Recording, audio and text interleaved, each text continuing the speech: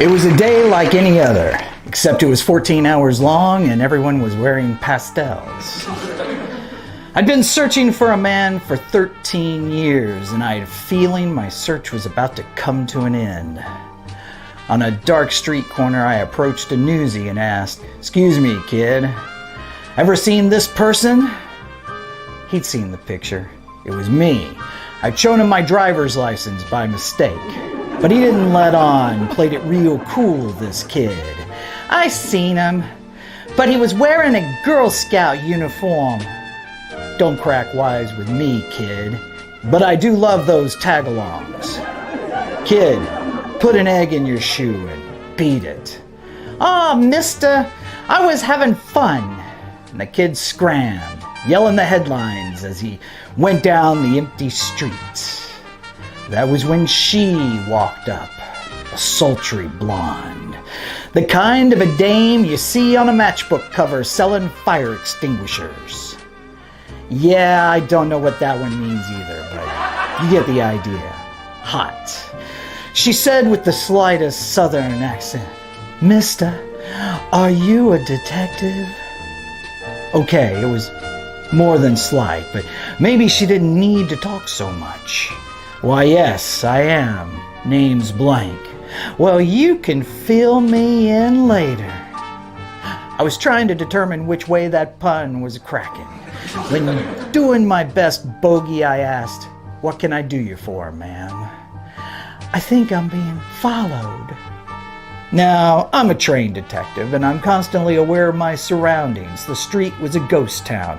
There wasn't anything around except an alley cat, 2 parked cars, and 3 people in an automat across the way, and an old lady squawking on a party line 2 floors up, and a young couple trying to make their marriage work on a fire escape, but mostly failing, and a street sweeper and a barbershop quartet that just got a new second tenor, and some guy in a trench coat. Like I said, ghost town. "Lady, why do you think you're being followed?" "Violet. Name's Violet." She drew it out. Or at least I think she drew it out. I couldn't be sure if it was a drew or a draw. She continued, "You see, my health insurance just went up, and there's no way they could have known without following me." "Known what?" I asked. "That I had a sudden weight loss recently, lost 100 pounds of ugly." "Break up with Popeye the Sailor Man?" I joked. "No, I never dated anyone named Popeye." "There are some really smart dames in the city." She didn't make the cut. "So your health insurance jacked you because of a sudden weight loss and you think you're being tailed?" "Uh-huh," she nodded. "Is that your jalopy over there?" I motioned at a new sedan. Sweeping curves matched the driver. "Uh-huh," she intoned. "There's your culprit in the dashboard." She looked puzzled and asked, "A man is in my dashboard?" "No," I started to answer, and then, "Well, sorta. You see, the airbag light, do you know what it tests?" She shook her head. "They weigh you in the seat.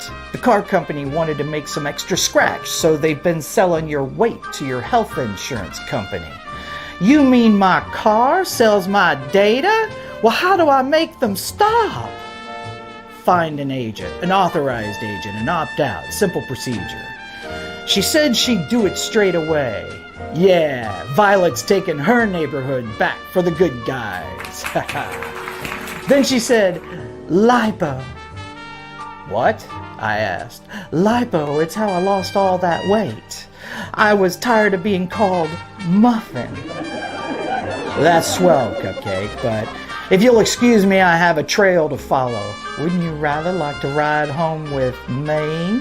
She purred. "Well, I'd love to, honey bun, but your car doesn't keep its secrets." I left her there in an empty street. Well, mostly empty street, but she was the wiser for it. Just remember the lesson of Violet.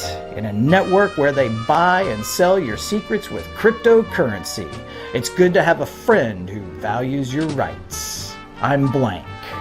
Private Eye.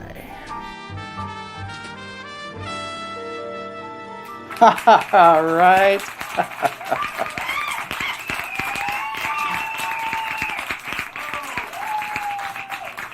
Hello, Data Taters. J. Oliver Glasgow here saying make sure to hit subscribe and that bell thing and like and follow and share. And welcome to the season premiere of Private Eye, the show that explores all things privacy without peeking at you in your shower. Now, which brings me to my first topic. You know, you really need to change the mildew cleaner. I mean, that little film on the tiles is starting to get kind of noticeable. Nobody wants to be seen in the shower. Well, practically nobody. There is that alt site, but we're not going to go into that right now. In most every country, the world, they have privacy law, and that makes sense. All the way back hundreds of years ago, eavesdropping was defined as one of the very first laws in common law. Believe it or not, its name is literal. In jolly old England, if one king wanted to know what another was planning, spies would climb up on the castle roof and hang down from the eaves just to listen in on their plans. It was a form of trespassing. That's why they call it eavesdropping to this day. If someone listens into your conversation or peeks at you in the shower, you feel violated. That's why privacy is often considered an individual right, and it's typically protected at a national level, like it is here in the US. Individual rights secured by a sovereign are personal and cannot be bought or sold. But we have a problem. Right now, if I hacked into your device and, believe me, and took a picture of your face, well, first, you might want to wipe your nose because, dang. And second, if I put that picture on boxes of Wheaties to sell more cereal, well, you'd likely get a bit ticked. And you'd have every right because I didn't have a contract with you first.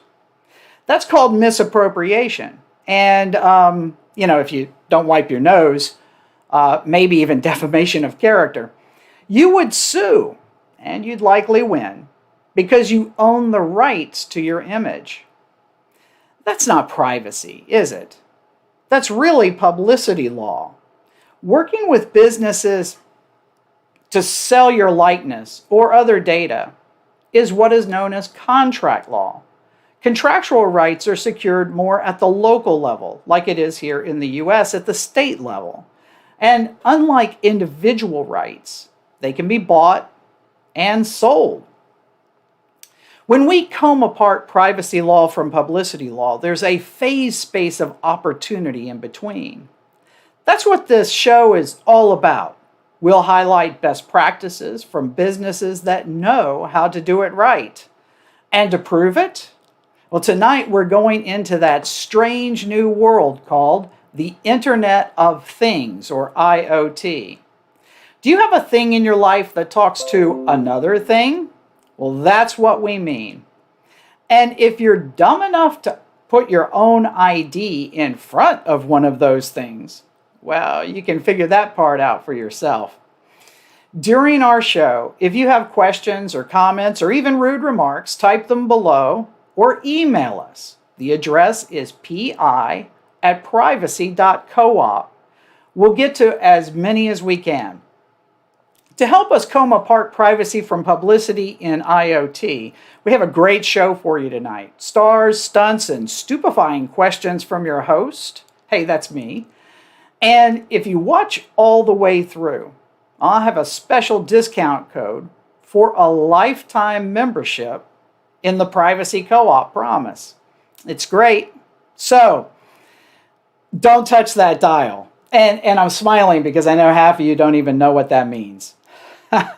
Just sit back as we get to our first guest tonight. We are so fortunate to have joining with us just a legend in the industry, Mr. Piper Carr. Piper, it is so good to have you with us.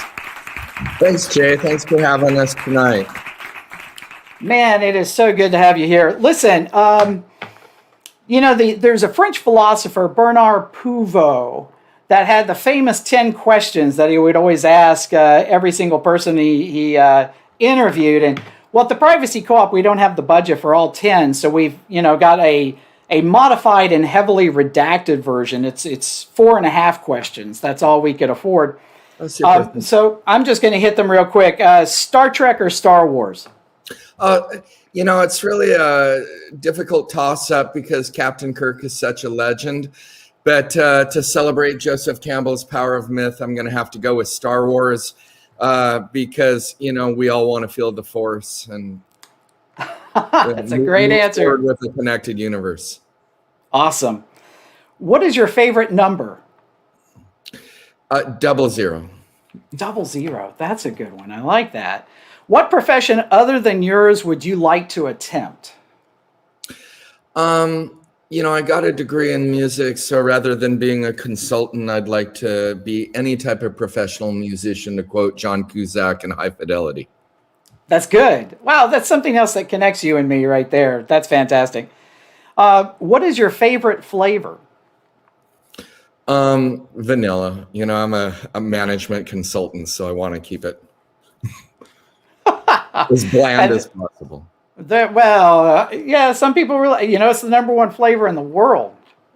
So can't be bland for everybody. So now here's the half question. We're going to run out of money halfway through it. So who would you like to?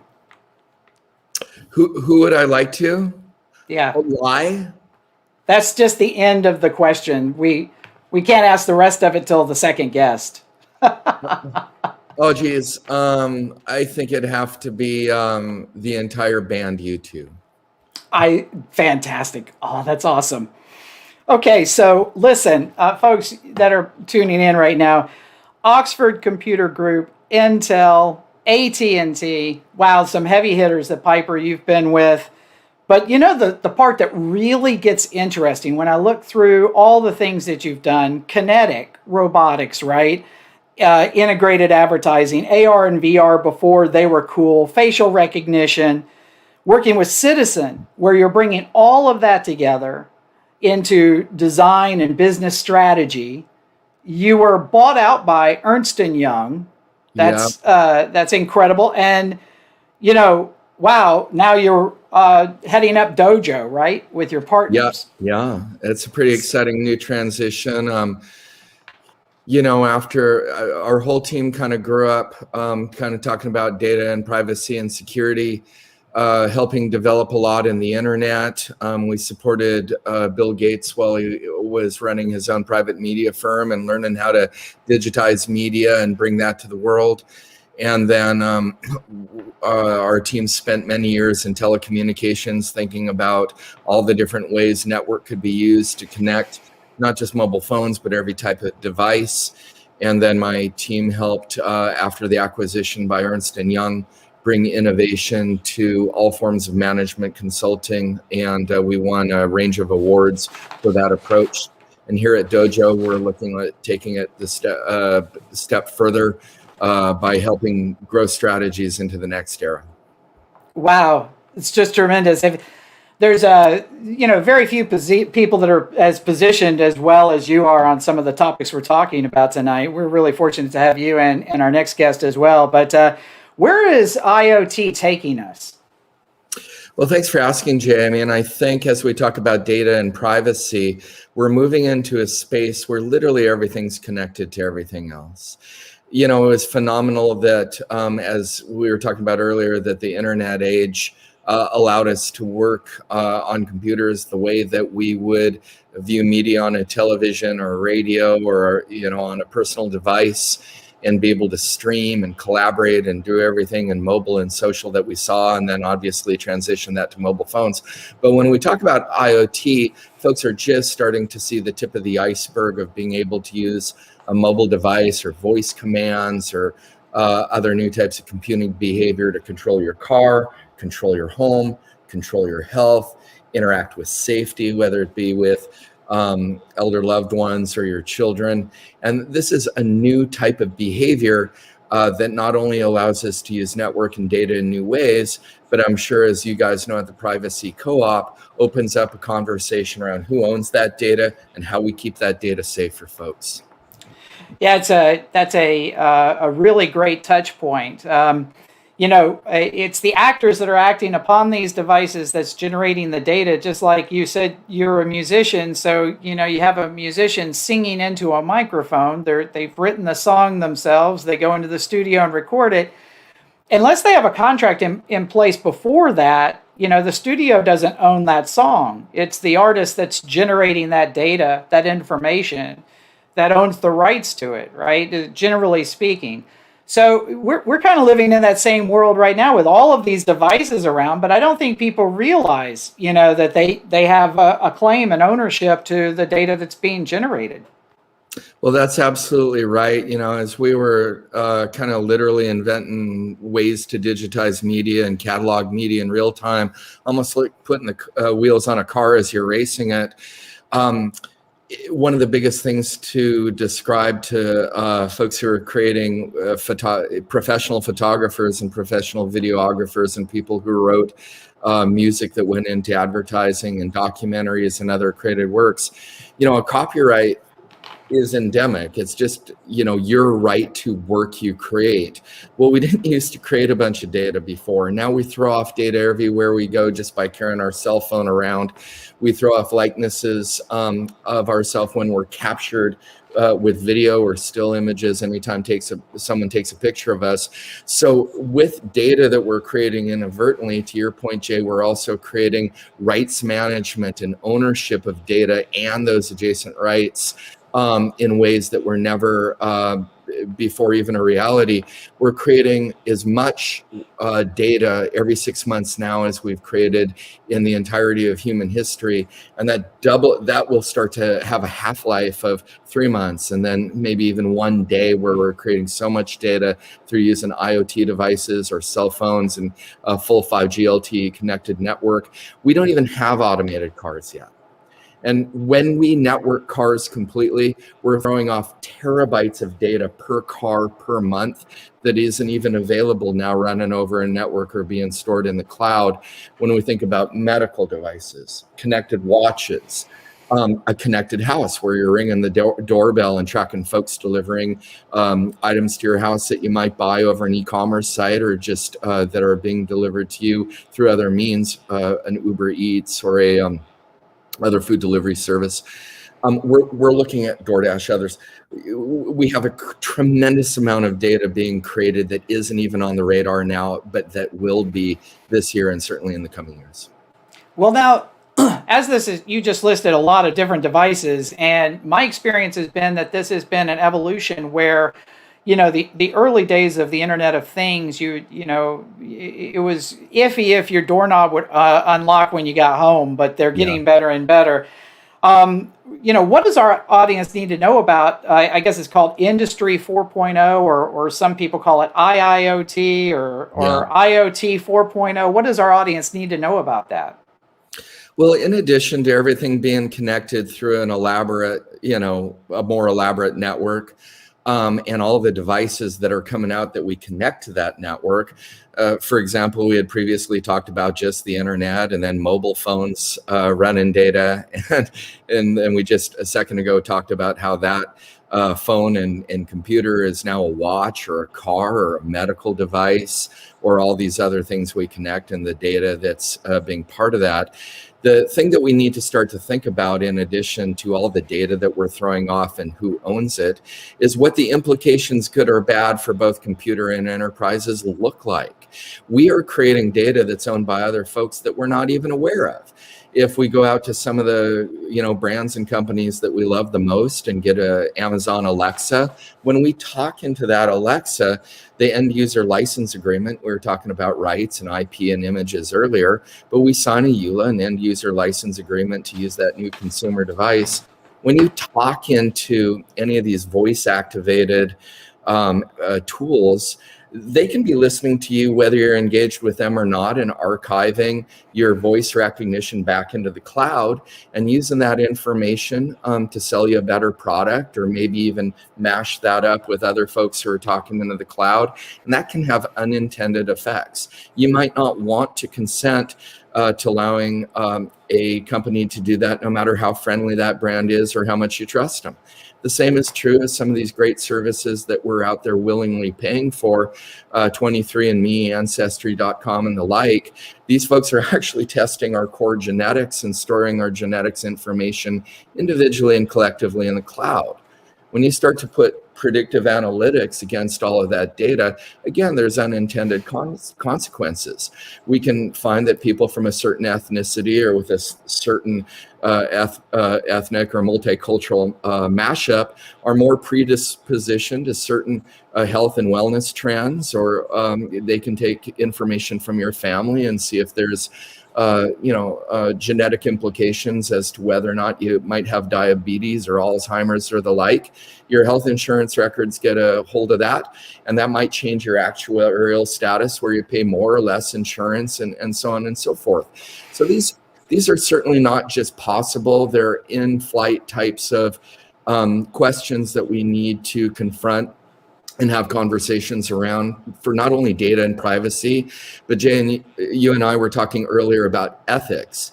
Not only do we have conversations to have around, can we do certain things with identity and data, but we have to have conversations around, should we do different things with identity and data based on whether or not those products or services or actions are ethical. And the pressures are increasing on the C-suite of most companies. We can't seem to think of a single industry where they're not feeling pressure to monetize secondary uses of data, right? It doesn't matter whether you're in forestry or whether you're in health and human services, or if you're in travel and leisure, entertainment. Every single industry is feeling that squeeze. So, what are some ways that the C-suite might be able to approach this? Are there things that are on their minds to make sure that they're not just following regulations, but they're also ethically treating data the right way? Right. And so from a planning point of view, we've all heard of GDPR and other data implications that are going to have regulatory impact on every industry, and there will be geographic nuances in how that's administered. And as we become an increasingly global society, there are C-suite folks who are going to have to look not only across United States and North America, but how their global organization adheres to those regulatory considerations on a geographic and global scale. But it goes beyond GDPR. As we look at some of these edge cases that we talked about, think about all your healthcare data that's going to be flowing across the cloud and network in a way that has to adhere to HIPAA compliance standards, right? Let's think about some of the telecommunications laws that you and I are most familiar with, where we have amber and silver alerts. What if we now all of a sudden have alerts where we have to make folks aware of food safety, where we now know there might be contaminated food in the supply chain that we didn't have any transparency or visibility into, but now we do. The minute you have data and network colliding, we might have regulatory considerations that occur that are beyond our wildest imagination, and that has an impact to our business. It costs any business money to have to comply with new regulations, but it also has impact on the end user and how they interact with each brand. If customers, for example, know that a major retailer, whoever that might be, has possession of data that can keep them healthier and safer, they're going to expect that major brand or conglomerate to communicate to them in a transparent way, but also a way that is desirable from a user experience perspective. So go ahead. Well, the message to the C-suite is to not only think about operations and go to market and business as usual, but how data factors into how you're running your business, not only from a regulatory point of view, but from a growth strategy point of view. the two-edged sides of the sword are not only do you have to adhere to the sort of stuff that Privacy Co-op is helping folks be more aware of from a compliance standpoint, but with the responsibility of compliance, there's also opportunities. The more data transparency you have with your end user or your enterprise partner, the more you can create a better experience, help them get educated more on how you can collaborate with them more effectively. And as you look more at how you understand the customer in a more meaningful way with, the network and cloud we've been talking about, we can help all organizations have an opportunity to bring their costs down through more optimization, but bring their customer service up by learning more about that customer in real time and being able to address that through better products and services that they use data for, as long as it meets that regulatory compliance. That's the key, right? It's got to be a dialogue between the C-suite and their customers, right? And they have to have the value. They got to see it. But if it's there, I think the right things will happen. And we'll see some of these great innovations come forward. Piper, it has been super having you on the show. Really appreciate you dropping by. And it's such a great show. We always tune into it. And we want to give you and the Privacy Co-op a huge shout out for being great partners of ours, and for helping everyone who tunes in every week to learn more about data, privacy, and opportunities surrounding it. Thanks for the plug. Talk to you soon. Bye. Bye.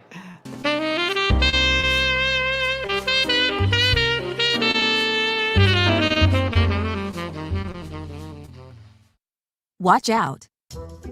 Data from your car seat ends up at your health insurance. Data from your last meal with your tax assessor. And data from your banker flies to your travel site. At Privacy.coop, we call these insights. And businesses are selling them like crazy because you haven't told them to stop. Every cost in your life is now data-driven, and they're skyrocketing because of data inside inflation. You may be overpaying as much as $250 or more per month from inside inflation. If you had a drafty house and high utility bills, wouldn't you invest in storm windows and insulation to cut down monthly expenses? That's exactly what data inside inflation is like. Privacy.coop, a certified nonprofit authorized agent, helps you demand businesses stop exploiting your data. They'll even make them sign terms to license future use, driving down your inside inflation. Our lifetime co-op membership, only $25. Act now to secure your information rights at Privacy.coop. Value your rights.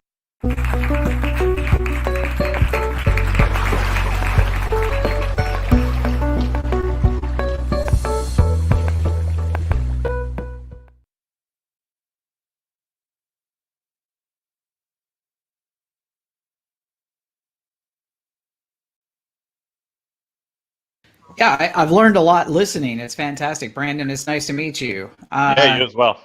And you said a mouthful when you said that 20 to 30% of the data is what's used and 60 to 70% isn't, largely due to regulations and privacy concerns. That's a very difficult thing to tap into. But, I had a mentor one time tell me that new law begets new market. And anytime you have new regulations, you have new opportunities for commoditization that might go across markets. And I was listening to you and getting excited at this idea. I love the phrase that you said that you can't have a green business with a red bottom line. I like that one. I'm going to borrow that if I may. Well, I stole it from someone earlier, but in fairness, I did tell him I was going to steal it. So all good. All right. Terrific. Last year we were working with some smart city initiatives, and what I learned very fast is that you go into a mayor's office or a city council and you say, hey, we're going to replace your existing X with Y, and it's going to bring you some cost savings, and all this new data is going to flow. What they hear instinctively is rip and replace. And anytime they hear rip and replace, they hear cost plus cost. That's all they hear, right? It's going to cost me to rip it. It's going to cost me to replace it. What we've realized through new regulations and new law is that there's an establishment of things called authorized agencies. That's what we are at the Privacy Co-op. We're a nonprofit global cooperative in the area of information rights. So customers come to us and we help them opt in or opt out of businesses using their data for secondary purposes. Well, in the energy sector, you just hit the nail on the head, was that 70% of the data isn't being used or can't be used, likely because of regulations and mostly because we don't have the opt-ins of the consumers. So with this new privacy law, there are opportunities to actually commoditize information rights and introduce a totally new cross-market commoditization. What does that mean? That means that the citizens of a city could actually opt in to their data being used for secondary purposes and allow the city to start to make revenue from otherwise previously prohibited channels. Google would love to buy data from cities, but they're prohibited by various privacy regulations. But if the citizens of that city said, hey, I want to license the use of my information, it becomes a bi-directional use of that data. Just like you said, there's a bi-directional use of energy where people put solar panels on their house, they build up energy in a battery, and they sell it back to the grid. Information rights are an opportunity for the average day citizen to license the use of their data and give an opt-in to the city. So I'm excited about this dialogue. There's this golden opportunity to introduce a new revenue stream to that bottom line, to change some of those red bottom lines to black bottom lines and bring about more green energy faster.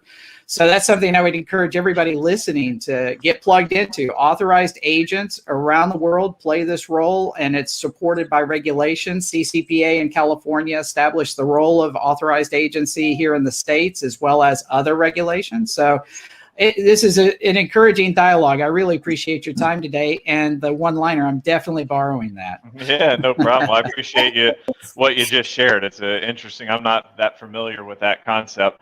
But I think if data can be used for good, and if people voluntarily give their information or access to their information and these sort of things, then that's individuals' decisions. And so, the way we handle that at ABB, the customers own the data. And so it's obviously very sensitive around some of their operations, how things work. For some customers, it's IP that they have over maybe one of their peer group or another industry or whatever. We allow them for sure to keep the data, and if they want to share or how they want to share, that's up to them. But oftentimes, customers, to support your point, customers are willing to be very transparent and share the data because there's a business outcome or a value for them that can be derived from it. Because we may know how to do something more with it than they know how to do with it. We're the experts in what we do. And so I think that's an important topic to be explored further, for sure.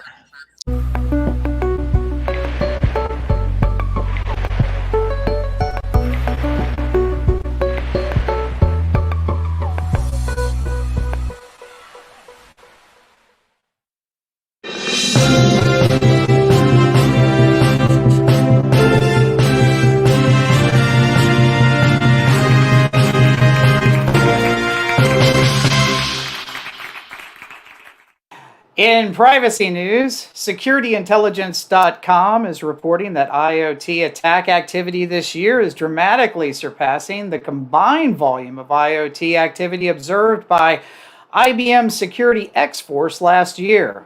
In terms of victims, Japan received the highest number of attacks, accounting for 87% of the total activity.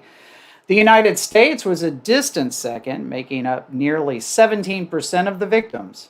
Security Intelligence is urging everyone to change the default I.o.T device settings when installing a new device. Only takes a minute.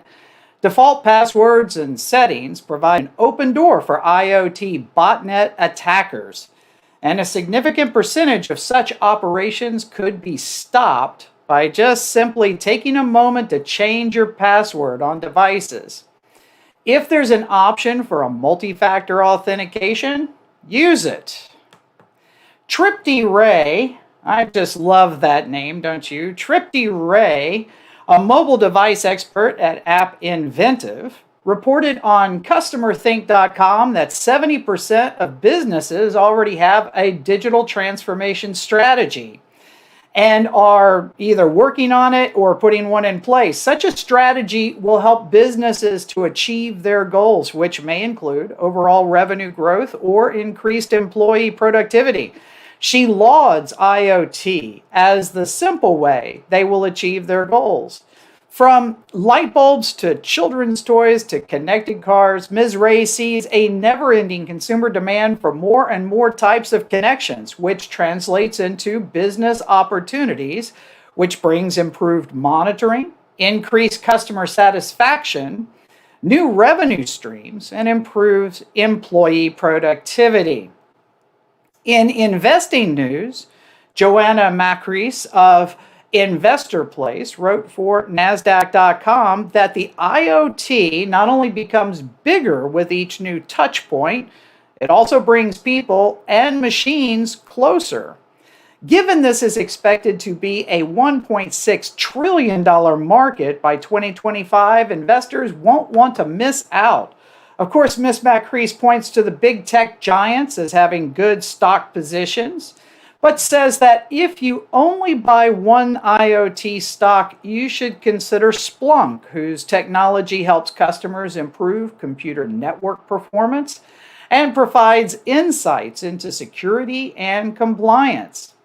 Now, the company is setting its sights on industrial IoT. Growth investors will appreciate strong recurring revenue, projected up 40% year over year, expanding operation margins, and mix shift toward higher margin products. In short, there's money in them there hills.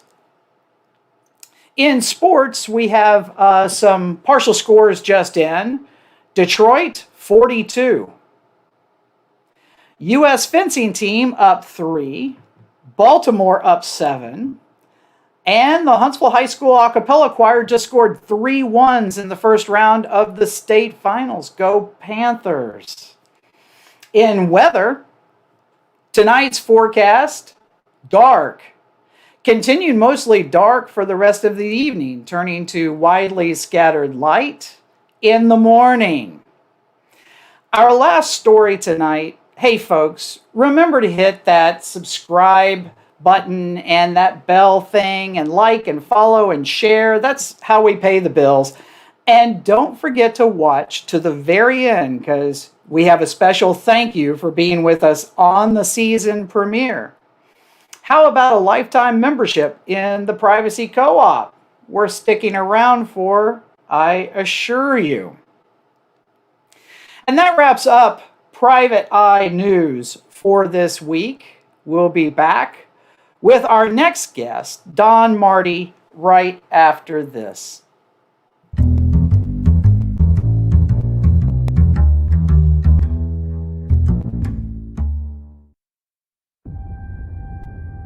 The world held its breath.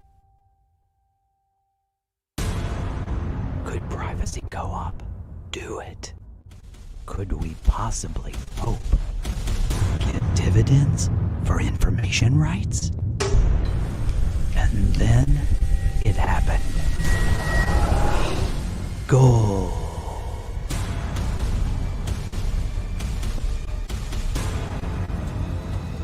This is what it feels like. And this.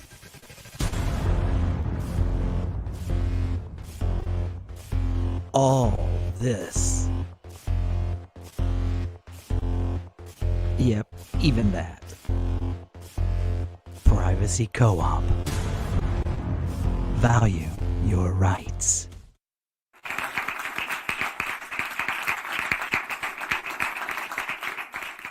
We are back, and as promised, we have a great guest lined up next. I'm going to bring Don Marty in, and welcome. It's good to have you here this evening. Hello, Jay. Hello, hello. All right, so you heard the drill, I think, with Piper. We're going to do Bernard Pivou's famous 10 questions, but because we're a nonprofit, we have to stay on a tight budget. We only have 4.5 for you. I'm going to pick up with the last half of the last question we asked. So, most desire taking dancing lessons with? Ooh, I'm going to have to go with Keanu Reeves, as long as I can take them by the I know Kung Fu method from The Matrix. That is an awesome answer. Oh, wow. And I think Piper's answer for the entire band of U2 can carry over to that as well. Next That sounds question. like a dance party. Yeah, that sounds like a dance party. Next question, Google or Bing? Oh, Google. There you go. If you could change one thing about your education, what would it be? More Metal Shop. That's interesting. Wow, that's a cool answer. Very insightful. What is your favorite smell? Cookies. Good one. And when you get to heaven, who would you most like to take tea with?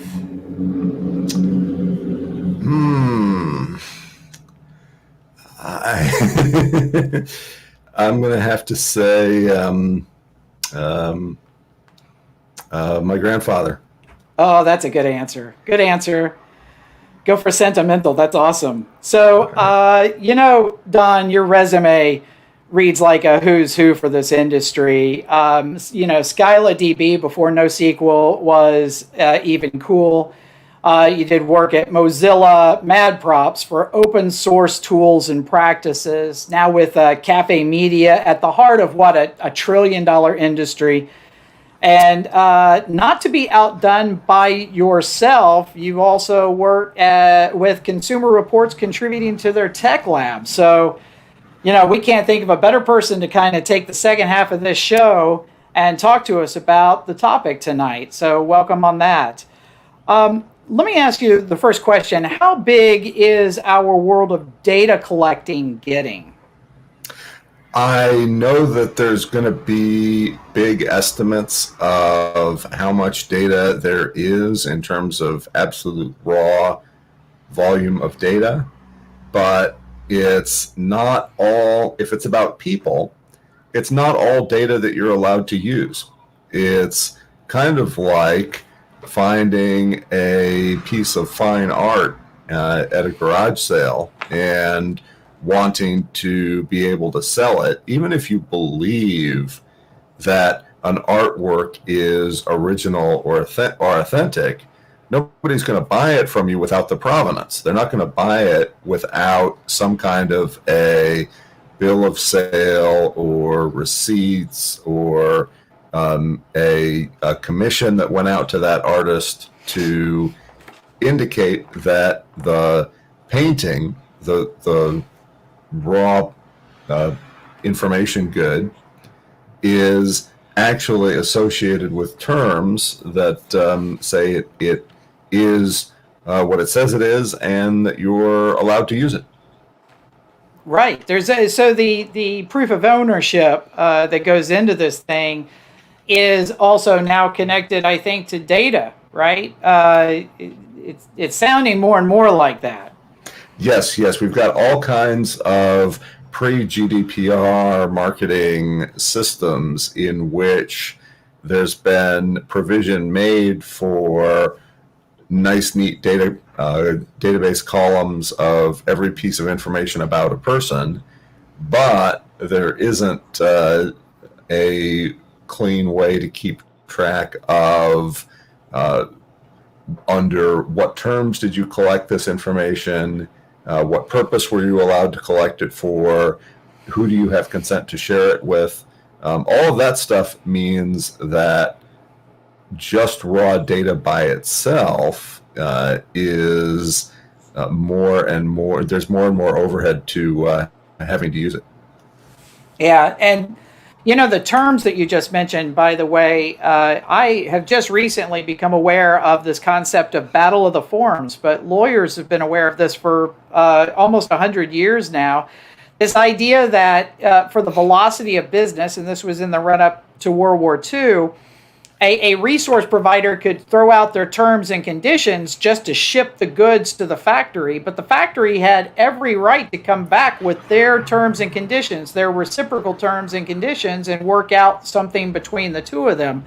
But, before authorized agency, before you saw authorized agents come up, that conversation hadn't happened in the area of data. But now it is, right? We're starting to see authorized agents have that conversation. So it's kind of an interesting time right now around data rights and ownership, and I think there's a dialogue forming that could actually potentially be good for business. Is that right? Oh, definitely, definitely. There's a differentiating value for a company in having enough of a trust relationship that you can get that authenticated data, that data with clear provenance. And a lot of it is going to depend on the regulators, and if they choose the right set of regulatory actions to bring, both in Europe, in California, where I live, and in other states that are getting their privacy laws, that will really help shape the investments that companies make in the future into permission-based data rather than just try to grab as much as you can and get the lawyers to make it legal. Yeah, absolutely.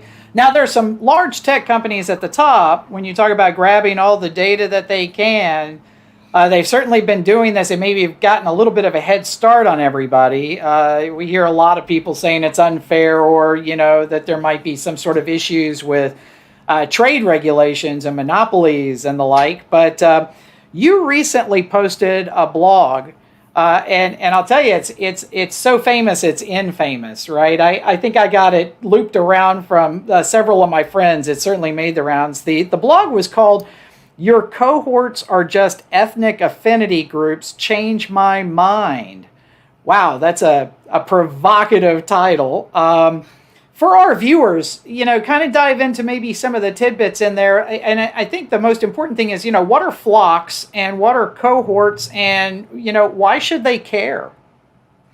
All right. Well, as most people in this business know, Google has decided that they are finally going to catch up with the other browsers and get rid of the third-party cookies. They're going to make it impossible to set a cookie that will enable somebody to be tracked as the same user from one site to another. Now, of course, this is a way to keep up with the state of the art in web browsers, but it also presents a problem for Google's business model, where part of their service is enabling advertisers to reach large numbers of people at scale on multiple sites. So what they've come up with is a variety of proposals for, in effect, moving a lot of web advertising into the browser. And these proposals are being discussed right now at the World Wide Web Consortium, W3C, Web Advertising Business Group, and a bunch of other groups within W3C. And to give them credit where credit is due, they are putting a lot of detailed information out there, both on separate GitHub projects and within the source of the open source Chromium browser, so you can see what direction this stuff is going. Yeah, and but Flock is now, one of those. oh yeah, and I was going to dip into that just a little bit. So if I understand correctly, cohorts is a way of grouping people, and they group them with a quote unquote anonymous identifier.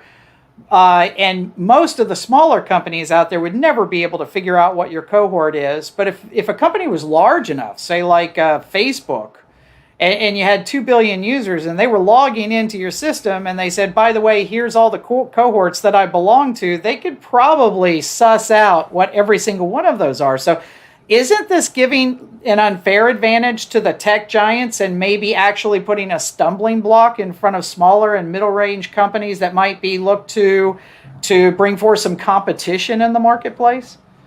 Well, cohorts, first of all, one Google Chrome user is only in one Flock cohort at a time. So there's some other proposals out there that have the idea of interest groups that a person could be invited into multiple interest groups by different sites. But Flock is kind of unusually based on giving everyone one cohort. And the cohort is a single number, and there are about 32,000 different possible cohorts. So if you're a small site that has, say, 100,000 page views per month, if there's 70% Chrome and you see, if there's 70% Chrome, then you're going to see each individual cohort on average less than once during the weekly interval through which the cohorts reset. So part of the obfuscation around these things is that they're designed to be recalculated every week. So you might be in a different cohort from one week to the next. Right. So quick question, kind of a follow-on question here. You've done a little bit of work with Consumer Reports. I promised we would ask a question about that. So it dealt with authorized agencies. That's like Privacy Co-op, where people can come and opt out. You guys set up an authorized agency of your own. Is that right? Yes. Well, we set up an experiment to walk people through the process of doing a couple of different steps of the authorized agent process. So we had to get of course, identity verification from the person. We had to get them to sign a permission letter. And then once we had that permission letter, then there's essentially a stack of PDFs that we can then send on behalf of each person to some of the key data brokers. And so we did a couple of different companies. You did 21, right? You had, I think AT&T was in there, and some data brokers, and some fairly large companies. It was a good mix. It was a typical Consumer Report job. You guys were very thorough. And tell me about the results. Did you receive pushback from some businesses, and were there some businesses that said, "Yeah, hey, we'll work with you on this"? We got a couple of different kinds of responses. The first one was, the first type of response that we got that was frankly pretty disappointing was, well, our lawyers say that the things that we do with your data are not technically a sale under California law.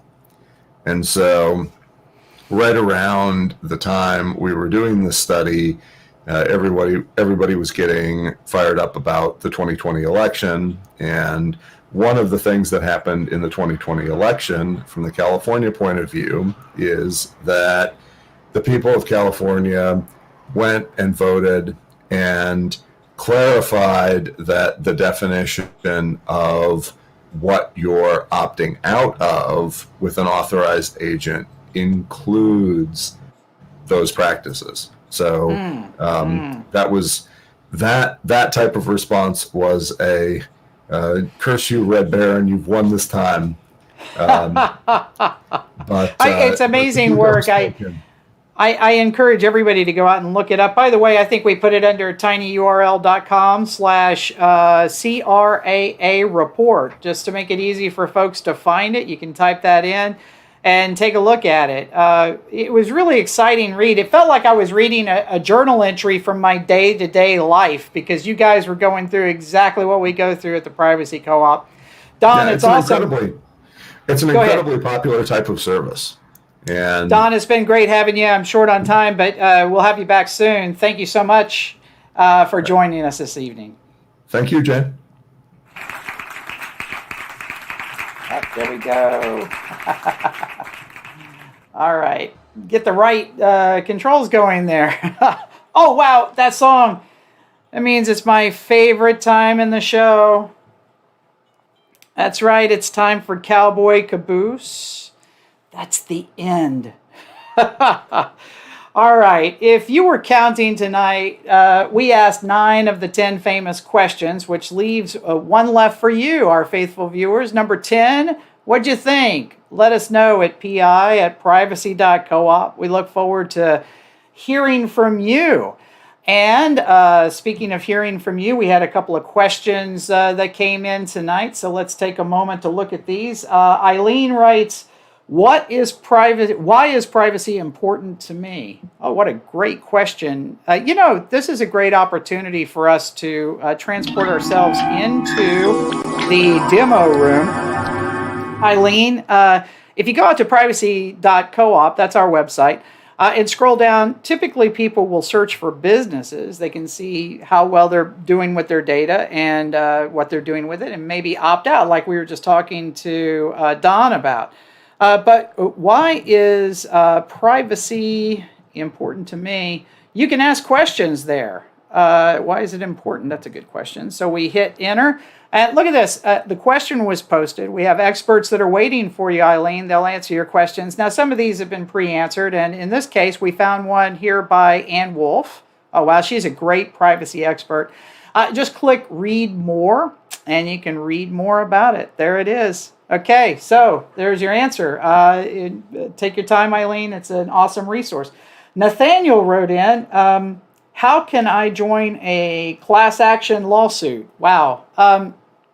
Great question, Nathaniel. While we have this website up, let me go up here to the right, to the More button here. And I'm logged in right now. I'm a member of the Privacy Co-op. I can go to my membership screen here, and I'm going to scroll down to this class action tool. It's in the green section. And you'll see right here, Nathaniel, that, the average participating member in the Privacy Co-op could have made over $9,000 in participating in some of these class action lawsuits. In fact, look at this. We're up to, what is that, $1.36 billion now in payouts. If you're a member of the Privacy Co-op, just scroll through these. Nathaniel, you'll be able to select the ones that you want to participate in. Just open them up, read the little instructions, follow the instructions, and you'll be participating. You'll see quite a few of these are expired. There are more coming up, so it pays to come back to our website and check regularly. But you can search right here for a business, Nathaniel, if there's a specific company that you have a grievance with, and you can click complain and get the ball rolling for others. So there's the answer to that. We also have Jill, who wrote in, how can I become a member of the Privacy Co-op? Jill, I think you work for us. No. That's a terrific question. You just go out to our website and sign up. There's some really great instructions on how to do that. But I've been teasing something through this entire show. So without further ado, you can take a look at this. The promo code is privacy, and this is a lifetime membership in the Privacy Co-op. There's no monthly fees or additional costs or anything. $19.95.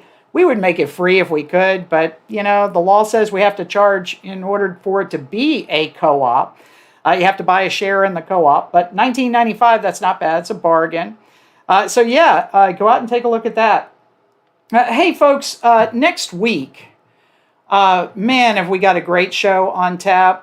From FX's hit show Archer, we'll have the voice of Pam Poovey, the lovely and talented Amber Nash, as well as the lovely and talented Kevin Galise, and even a vid appearance from Colin Mockery, of Whose Line Is It Anyway? So, make sure that you subscribe, right? You definitely want to do that. And follow us and all that kind of stuff. And we will see you guys next week. Later, Data Taters.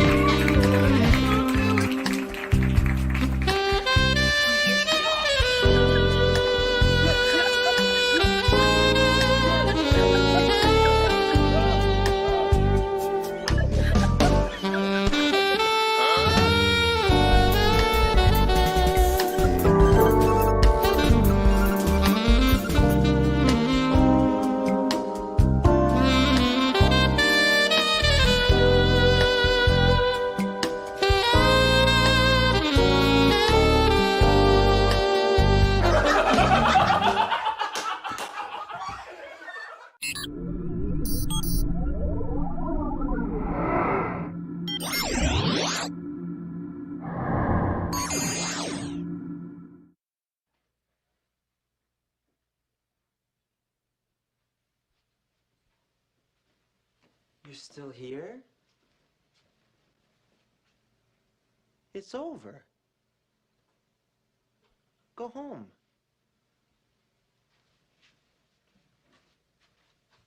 Go.